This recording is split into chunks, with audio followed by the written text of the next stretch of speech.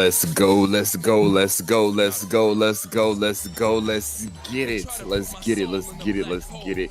It's another episode of Civics for the Culture, hosted by me, Poeticlee. Messed that up, messed that all up. It's a blooper, it's a blooper. Hosted by me, Bennie, aka Poeticlee Williams III, and that's Poeticlee. So don't get it twisted, don't get it messed up. You can follow me on Instagram, you can follow me on all social media, Poeticlee, Poeticlee, and you're listening on Watch Lotus X. That's Watch Lotus X on Instagram, on all social media, Lotus X, where we have content that's going to rebirth your whole purpose of living. And rebirthing your purpose starts with activating, find a way to activate that purpose, right? And so that's what we're going to do with civics for the culture. And you know, one thing about becoming a civic, you know, this is how I have to start it, right? So we've taken a few episodes off at a switch gears up, right? But that's all about 2020. And that's all about what we talk about here on Civics of the Culture, learning how to shift gears, learning how to find your rhythm, and learning how to kind of push through those doors and those different blockages that are going to pop up and they're going to try to come up and it tries to face you, because that's ultimately what this system has done as people of color, right? I'm not a lawyer, I'm not a politician. However, I'm someone just like you who has access to information to become educated and resourceful on how to, kind of put some pressure, I like to say good pressure, to these people in seats and positions that, think they can justify the way that you may live. Based on the system and how it's been built, yes, there are different laws and there are different methods and tactics that we have to be strategic to go around, and we have to be strategic in how we pursue our methods of activating our voice, and how we pursue our methods in unifying us all together, and how we pursue our methods in bringing justice. There's so many different ways that you can bring justice, so many different ways you can be on the front lines. There's so many different ways that you can be active and make your voice heard and make your voice count. It's a lot. It's a lot. And it takes work from within that you have to feel triggered, sometimes on. A lot of people are going to wake up and they're going to want to do the activist work just off the strength, right? Then there's a lot of us out here that need to maybe have to find a trigger, right? Because because of how we may have entered life. We may have entered life where that didn't probably affect you in a sense, right? You probably didn't really see and understand how your privilege gave you an upper hand, but then you're triggered. Then you realize the system, maybe you hit a roadblock that affects you personally, right? See, there are going to be things that affect you, whether it's directly or indirectly, but at the end of the day, it's all going to have to come back to you and what work you want to do to it. So speaking of the work, we're speaking of the work. So I have to say all that spiel because it's important. It's important that we get active out here. It's important to understand why we get active. Civics, to me is sexy, right? But to a lot of people, it's not a sexy topic. You're talking about laws, you're talking about legal stuff, you're talking about black and white, no pun intended. It's a lot of different things you're talking about where one could look at and say, man, where's the action? But trust me, there's a lot of action.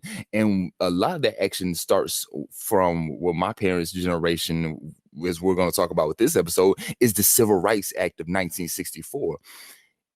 Yes, this land, I'm going to say it every episode, this land is built off slavery, right? This land is built off colonization and this land is stolen. So when we understand the history of this land, then maybe we can understand why some of the acts that happen on this land happen. Maybe we can then understand why some of the mindsets are here. As we talked about the slave patrols, we've talked about on previous episodes, the Jim Crow era and the etiquette that came with it. We've talked about Hispaniola at St. Domingue, and which is now known as Haiti, and how that influence over there but expanded slavery here. So when we are sitting here in 2020 and we're looking around, we're like, what is going on? No, what has been happening?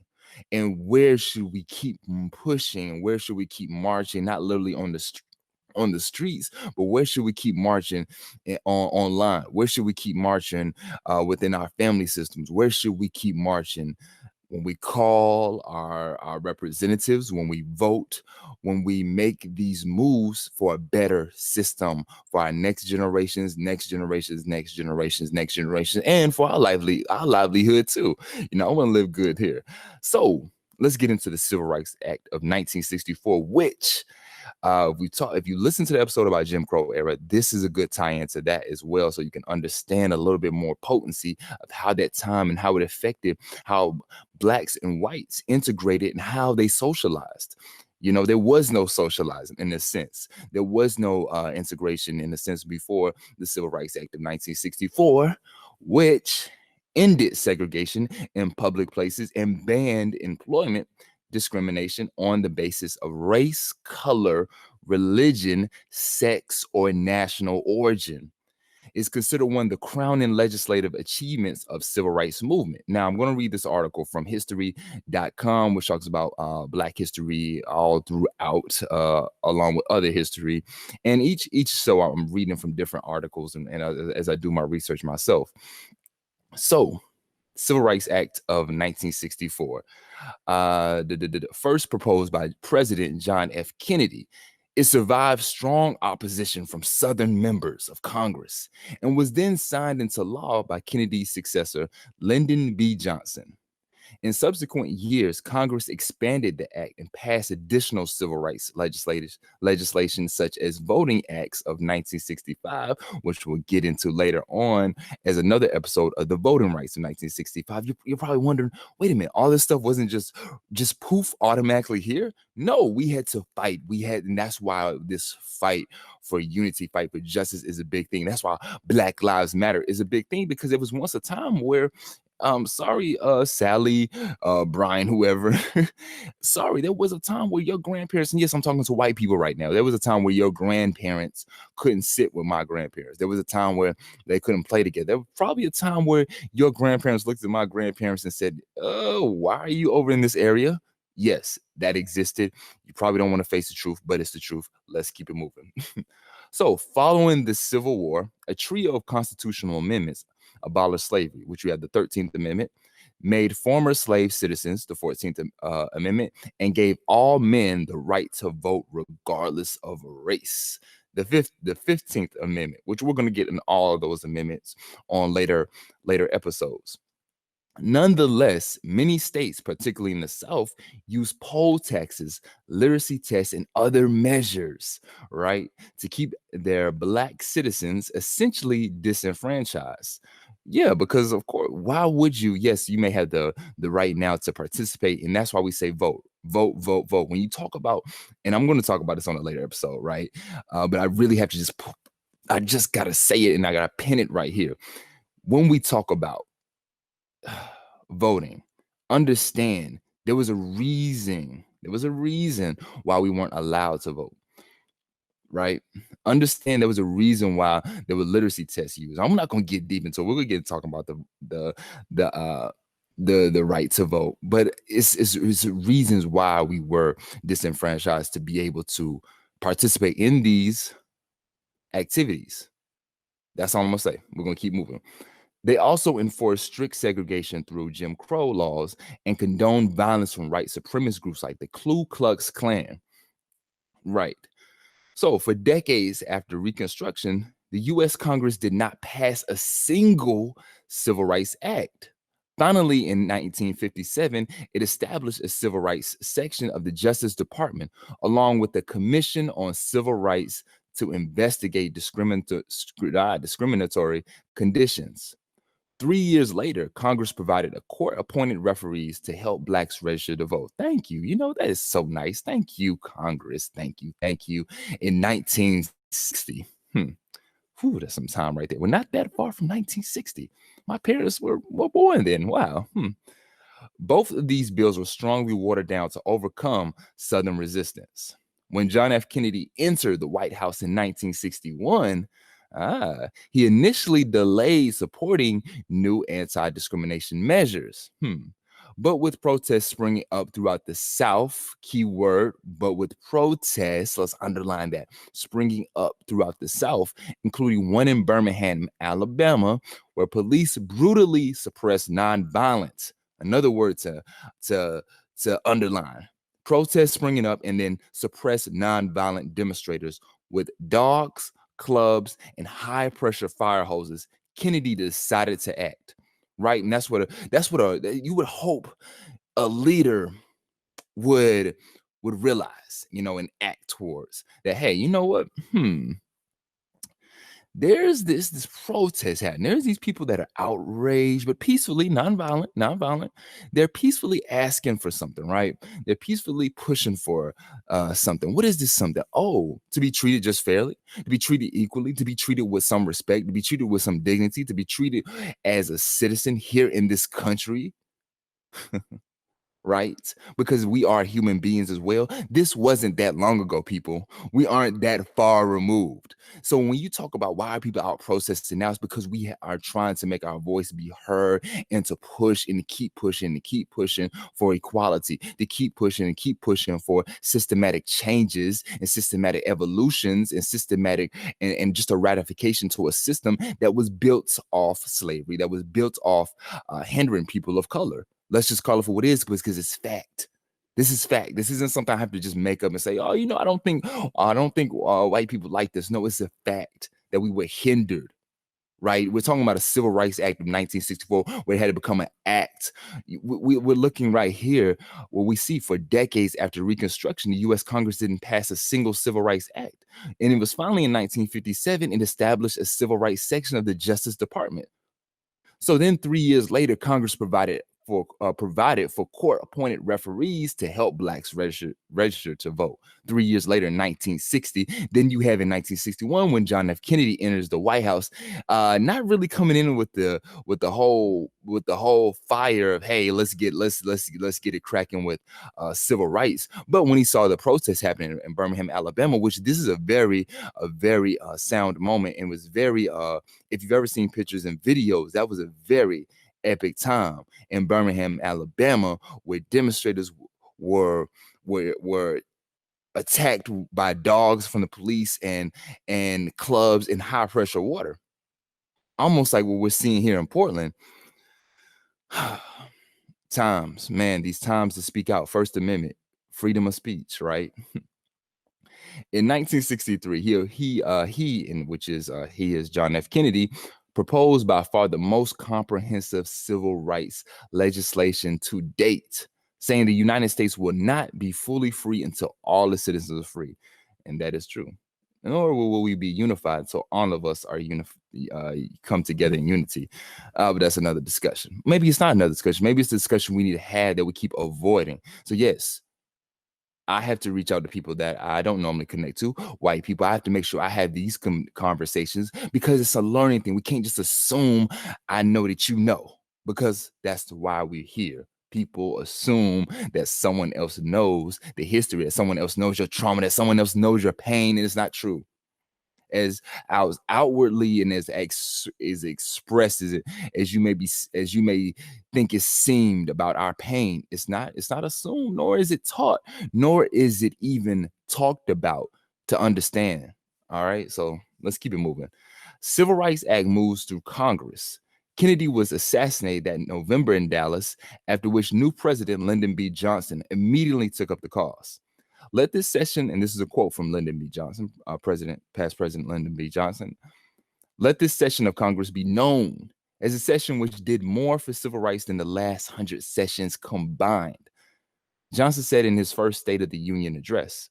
During the debate on the floor in the U.S. House of Representatives, Southerners argued, check this out, among other things, that the bill unconstitutionally usurped individual liberties and states of rights. I'm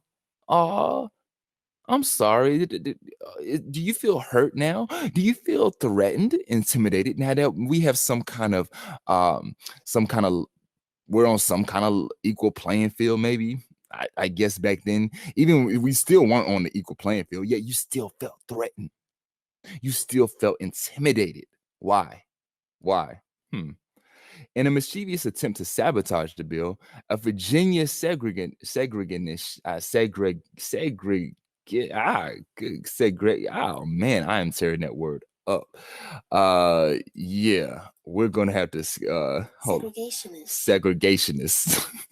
I definitely need help on that one. Segregationist. So, in a mischievous attempt to sabotage the bill, a Virginia segregationist introduced an amendment to ban employment discrimination against women. Right. And so this begins a whole nother conversation, which we'll have about how the Women's Act and the Civil Rights Act gets entangled. Right. So that one passed, whereas over 100 other hostile amendments were defeated. In the end, the House approved the bill with bipartisan support by a vote of 290 to 130. So the bill then moved to the U.S. Senate, where Southern and border state Democrats staged a 75-day filibuster. That's pretty long, 75 days.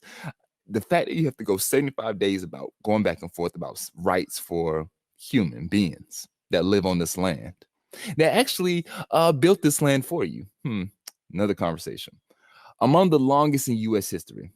On one occasion, Senator Robert Byrd of West Virginia, a former Ku Klux Klan member. So you have a senator right here that's a former Ku Klux Klan member. So when we talk about people that are in offices that, their agendas, let's learn their history, right?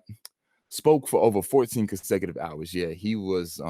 So you have to speak for 14 consecutive hours opposing why human beings should have a Civil Rights Act and should be able to have the same ability to do kind of like what you're doing. Sounds like you hate. Sounds like hate in your stomach. Sounds like hate. But with the help of behind-the-scenes horse trading, the bill's supporters eventually obtained 2/3 votes necessary to end debate. One of those votes came from California Senator Claire Engel, who, though too sick to speak, signaled aye by pointing to his own eye. Lyndon Johnson signs the Civil Rights Act of 1964. Having broken the filibuster, the Senate voted 73 to 27 in favor of the bill. And Johnson signed it into law on July 2nd, 1964. That should be another holiday right there. July 2nd, 1964 is when the Civil Rights Act came into action. It is an important gain, but I think we just delivered the South to the Republican Party for a long time to come. Johnson and the Democrat purportedly told an aide later that day in prediction that would largely come true. Definitely. Oh man. Did you know? Here's a little, did you know? Did you know President Lyndon B. Johnson signed the Civil Rights Act of 1964 with at least 75 pens? This is a little random fact, which he handed out to congressional supporters of the bill, such as Hubert Humphrey and Everett Dickinson, and civil rights leaders such as Martin Luther King Jr. and Roy Wilkins. So, you may ask, through all this conversation about how the Civil Rights Act formed, I want to definitely get into the history of how it even formed, how it even came, a little bit of how kind of things got moving.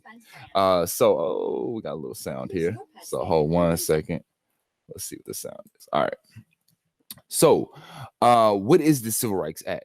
Under the Civil Rights Act of 1964, segregation on the grounds of race, religion, or national origin was banned at all public accommodation, including courthouses, parks, restaurants, theaters, sports arenas, and hotels.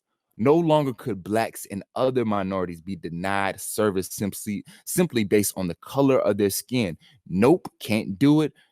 Don't try it. Title VII of the Civil Rights Act barred race, religion, national origin, and gender discrimination by employers and labor unions. So, as somebody that has definitely been affected by this, haven't been fired, but I've definitely been where my job and money has come. Interesting story I might tell later on of how my race, my quote unquote race, my Blackness may have caused my job simply for just speaking out on behalf of my Blackness, right? So understand if you're in a position, and this is why we do civics of the culture too. If you're in a position, if you're in some kind of state where you feel like your employment may be in danger, trust me, there are people out here, there are organizations, and there's a law that protects you, right? It's Title VII of the Civil Rights Act, bared race, religious, national origin, and gender discrimination by employers and labor unions, and created, here you go, right here. So write this in your notebook, an Equal Employment Opportunity Commission with the power to file lawsuits on behalf of aggrieved workers.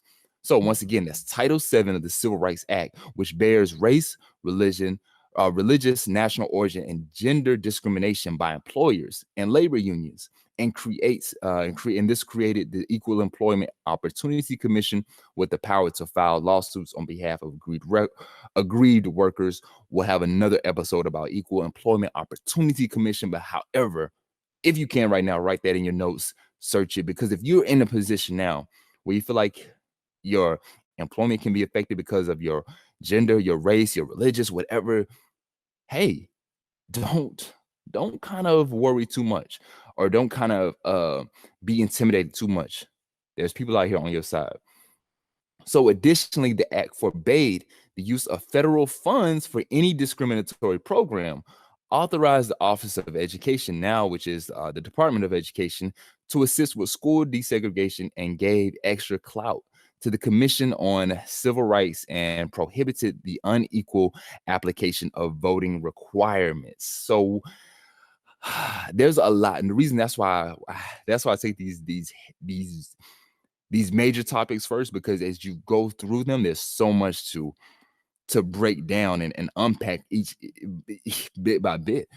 When we talk about the desegregation, and when we talk about the Department of Education, you put people in these positions that have never experienced with our culture. So that's a whole nother episode right there. I'm giving you tidbits and teasers of future episodes, because we have to talk about how our education system has been, how it has hindered Black men, has hindered Black women, young Black girls, young Black boys, because of the integration of cultures that you don't know of, right? So that's a whole nother conversation, because yeah, schooling is so important. That's why we're doing this right here. So when we talk about the legacy of the Civil Rights Act, the civil rights leader, Martin Luther King Jr., said that the Civil Rights Act of 1964 was nothing less than the second emancipation. The Civil Rights Act was later expanded to bring disabled Americans, the elderly, and women and collegiate athletics under its umbrella. It also paved the way for two major follow-up laws: Voting Rights Act of 1965, which we'll talk about in the future episode coming up very shortly, so get ready for that, which prohibited literacy tests and other discriminatory voting practices, and the Fair Housing Act of 1968, which banned discrimination in the sale, rental, and financing of property. I was getting ready to stop there, because so many great episodes that are getting ready to come out from just this one topic, because wow, fair housing. When we talk about our housing commissions and committees in different cities, we got a lot to start learning how to put some pressure behind those people. All right, so though the struggle against racism would continue, legal segregation had been brought to its knees in the United States because of the Civil Rights Act of 1964, which when we talk about a time back then, you got to understand, I'm talking about, I have parents, and I made sure to put this on the Watch LOTUS X page. But I have parents. My dad grew up in a city where there was a KKK billboard. You know, my mom was in Florida when she had a duck in a car, because they would drive by KKK members. She would have to put powder on her face. You know, this is not a movie. This is not a movie. This is real life. This is what we went through, and this is why history is important. America we have a memory problem. We have a heart problem, then we have a memory problem, right? So we're really twisted. When you have something wrong with the heart, then you got something wrong with the memory. We start to act crazy, which we're at now.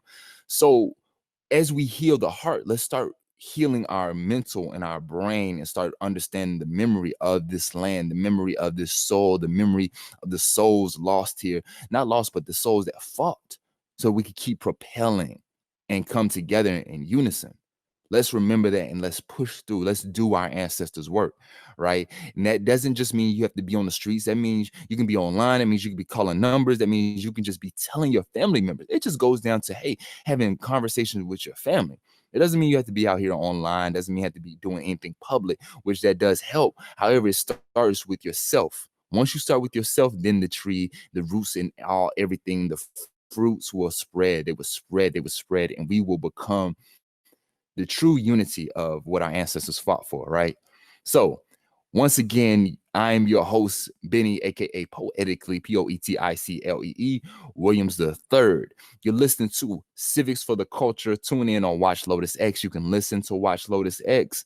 A lot of great things coming up soon. There will be a course on Civics for the Culture. So there more information be coming out on that. Actually, I can tell you now. So registration begins August the 6th. Deadline is August 21st for the course of Civics for the Culture one-on-one. We're going to talk about how to protect yourself. Yeah, we talk about some things here on the podcast, but we're going to detail into some more things and really get into detail on how you as a citizen can have power as a citizen, right? And that's the main thing. So once again, thank you. Until next time, stay true, stay you, and stay, didn't even have one to end, but until next time, peace.